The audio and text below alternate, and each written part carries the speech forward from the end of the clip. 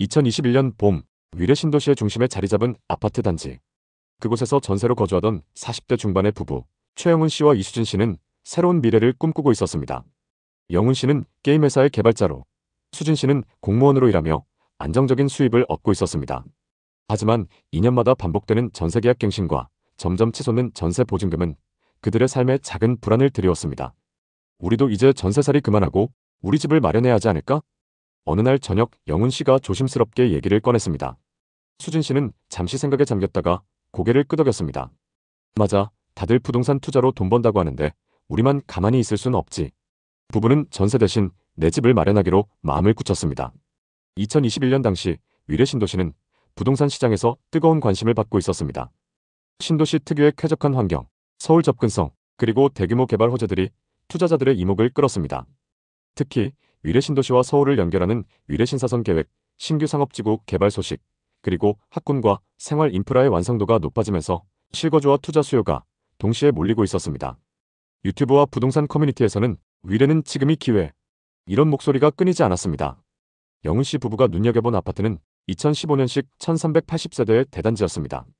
단지 뒤로 공원과 산책로가 자리 잡고 있었고 근처에 초등학교, 대형마트, 병원 등 생활 인프라가 완벽하게 갖춰져 있었습니다. 게다가 입지 덕분에 실거주 여건으로도 최적이라는 평가를 받고 있었습니다. 최근 거래가를 확인한 영훈 씨는 흥분을 감추지 못했습니다. 이 단지 2019년에 8억 5천만 원이었어. 근데 지금 매매가가 15억이 넘어. 전세는 8억 선이고 임대 수요도 안정적이야. 수진 씨도 단지 안의 공원을 산책하며 미소를 지었습니다.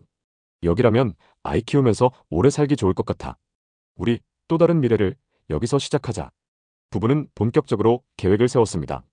선택한 아파트는 전용 85타입. 부동산에서 소개해준 매물은 매매가 15억 9천만 원으로 로얄동의 로얄층 매물이었습니다. 부동산 실장은 단호하게 말했습니다. 지금 이 매물이 제일 저렴한 거예요.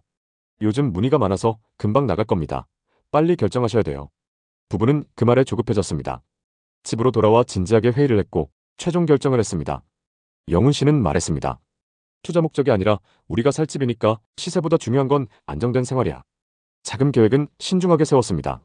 그동안 모은 돈과 기존 전세금을 합치면 5억이 조금 넘었고 부모님의 지원 2억, 그리고 은행 대출 8억을 통해 잔금을 마련했습니다. 대출 이자는 월 153만 원 수준으로 당시 금리가 2% 초반이었기 때문에 부담이 없었습니다. 이 정도면 부부의 안정적인 수입을 고려했을 때 충분히 감당 가능하다고 판단했습니다. 계약서를 작성하던 날 수진 씨는 떨리는 손으로 사인하며 말했습니다. 드디어 우리 집이 생긴 거야. 여기서 새로운 삶을 시작하자. 영훈 씨도 미소를 지으며 손을 꼭 잡았습니다. 그래, 이제 이사 걱정 없이 아이도 키우고 우리만의 추억을 쌓아가자. 계약 후 2달 동안 부부는 매주 주말마다 단지를 방문했습니다. 커뮤니티 센터에서 커피를 마시고 공원을 산책하며 이웃들과 인사하는 상상을 했습니다. 입주를 앞두고 가전과 가구 리스트를 작성하며 하루하루가 설렘으로 가득했습니다. 게다가 계약 직후 위례 부동산 시장은 급격히 상승했습니다. 부부가 계약한 아파트의 시세는 16억 4천만 원까지 치솟았고 일부 호가 시세는 무려 18억까지 올라갔습니다. 영훈 씨는 웃으며 말했습니다. 이렇게 빨리 오를 줄 누가 알았어? 영훈 씨는 친구들과 술자리에서 자랑스럽게 말했습니다. 우리 타이밍 진짜 좋았어. 벌써 5천만 원 올랐다고. 수진 씨도 동료들에게 집 이야기를 하며 미소를 감추지 못했습니다. 호가가 18억까지 갔대. 위례 집 진짜 잘 산 거지?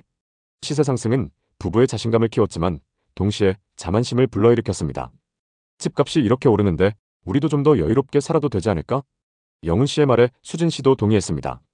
부부는 소비 패턴을 바꾸기 시작했습니다. 주말마다 고급 오마카세와 와인바에서 외식을 즐겼고 수진 씨는 명품 가방을 하나 장만했습니다. 영훈 씨는 최신형 노트북과 고가의 스피커를 구입하며 이 정도는 투자한 우리한테 보상이잖아 라고 웃으며 말했죠.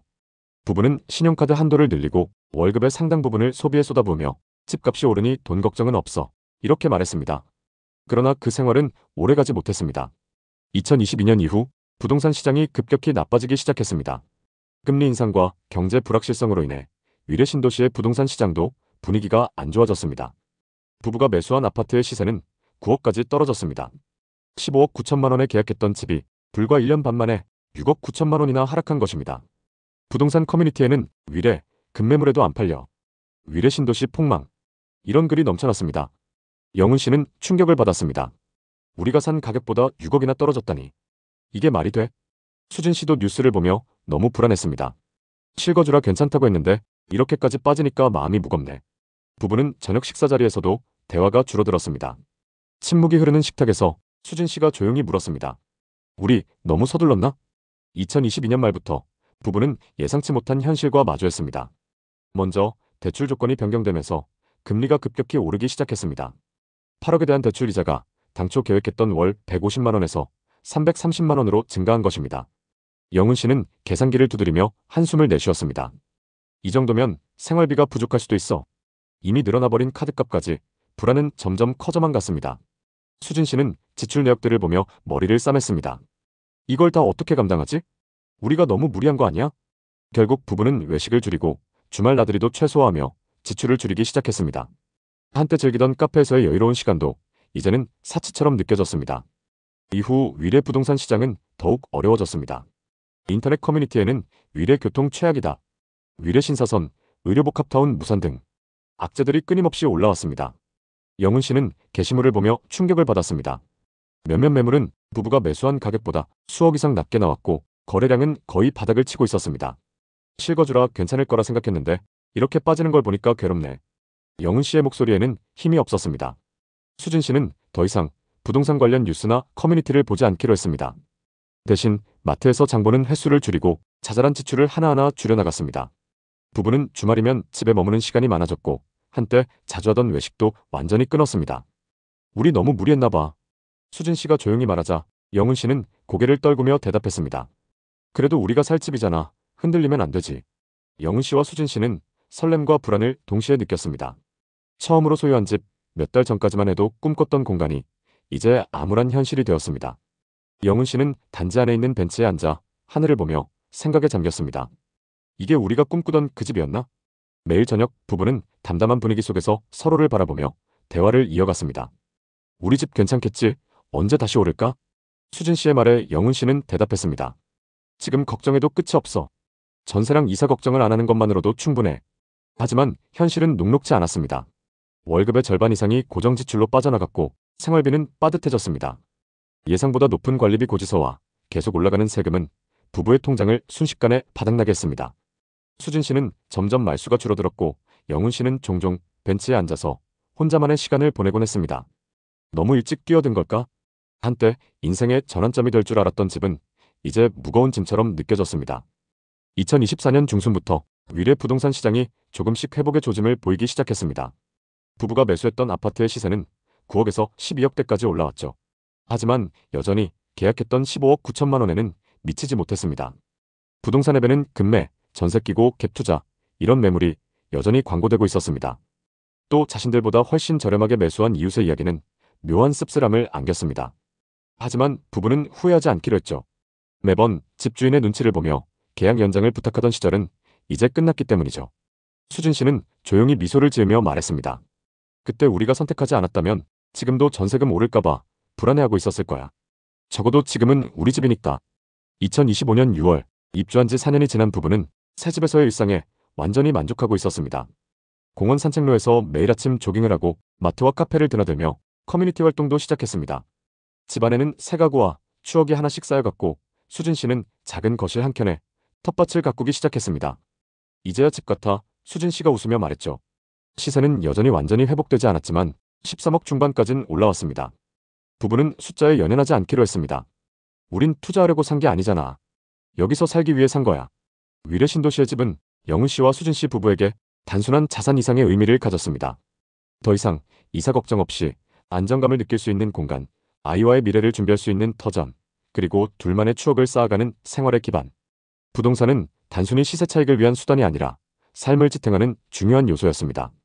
지금 아니면 못 산다는 말은 부부에게 강렬한 동기였지만 동시에 큰 위기로 다가왔습니다. 많은 사람들이 내 집 마련을 인생의 최대 목표로 삼고 집값이 떨어지거나 금리가 오르면 조급함과 불안을 느낍니다. 영훈 씨와 수진 씨도 그랬습니다. 주변에서 하나둘씩 집을 사기 시작하자 늦기 전에 사야 한다는 생각에 결단을 내렸습니다. 그 선택은 쉽지 않았습니다. 대출 이자, 입주 비용, 시세 하락, 모든 현실이 그들을 시험했습니다. 입주 후에도 불안은 사라지지 않았고 여전히 마이너스 자산인 집안에서 스스로를 다독여야 했습니다. 하지만 한 가지는 분명했습니다. 그 집은 투자처가 아니라 삶의 터전이라는 점이었습니다. 여러분에게 집은 무엇인가요? 내 집 마련의 꿈을 꾸고 있다면 어떤 가치를 가장 중요하게 생각하시나요? 미래 신도시에 투자하거나 실거주를 고민하고 계신가요? 댓글에 여러분의 생각을 자유롭게 남겨주세요. 여러분의 이야기가 누군가의 선택에 도움이 될 수 있습니다. 구독과 좋아요도 잊지 말아주시고 오늘도 시청해주셔서 감사합니다. 다음 편엔 더 좋은 내용으로 찾아뵙겠습니다.